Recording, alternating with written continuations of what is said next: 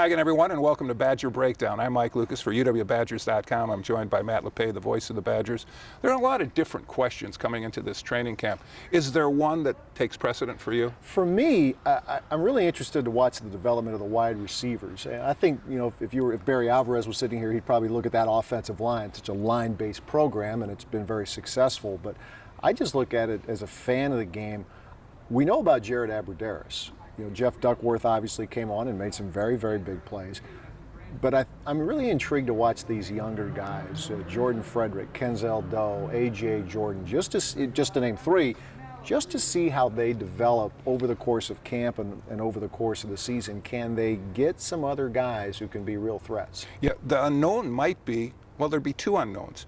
The play caller in the booth, which would be Matt Canada, not Paul Christ, and the play caller on the field for the third straight year is going to be a different guy leading the offense. So maybe they'll appeal to his strengths, and if you have a weakness in one area, you get the ball someplace else. And I guess that's a long way of saying maybe the running backs catch more passes this year again. Well, you have to like just looking at the talent. Everybody knows about Montee.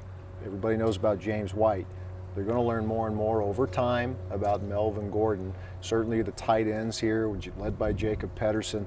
I think there are different ways to pass the ball. It doesn't have to just be, Jared Abbrederis is going to have to do this, that, and the other, or whatever wide receiver you want to name.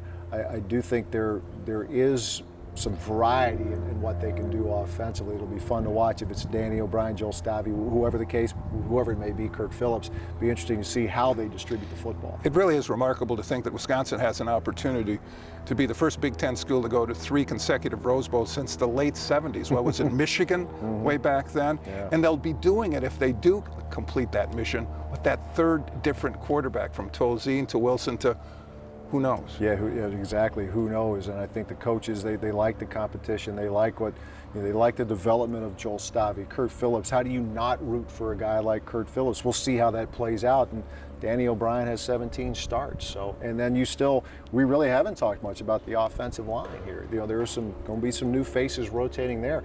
Last couple of years, that's been the case. Guys who have completed their college eligibility playing in the NFL. So the bar is real high with that offense in general and with the offensive line specifically. And I know those guys, they expect it to be very good again. Montee Ball met with the press here today.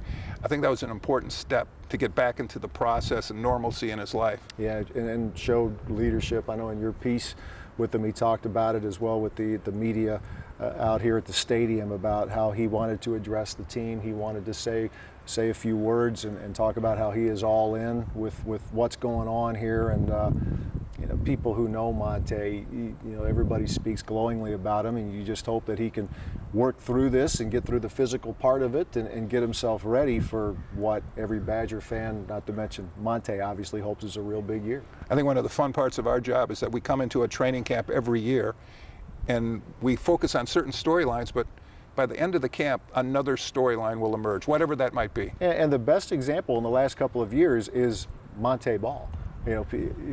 People have heard the story, but it's worth repeating. 2 years ago, when they had that glorious night and beat Ohio State, Montee didn't play.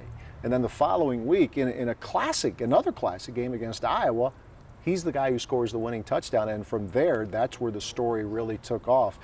This time last year, I don't know how many people knew who Jeff Duckworth was. In December of last year, he makes one of the biggest catches, if not the biggest catch, in the history of Wisconsin on a pass play in the Big Ten championship game. So you're right. We think we have an idea how things might play out storylines, but there's always something new in there. And that keeps us riveted to what might happen. Always what might happen, as much as we know today. That's what makes it fun. And they've had a lot of good stories here, a lot of good stories for us to tell, and hopefully there are a lot more coming up this year. For Matt Lepay, I'm Mike Lucas for UWBadgers.com. That's our report from Badger Media Day at Camp Randall Stadium.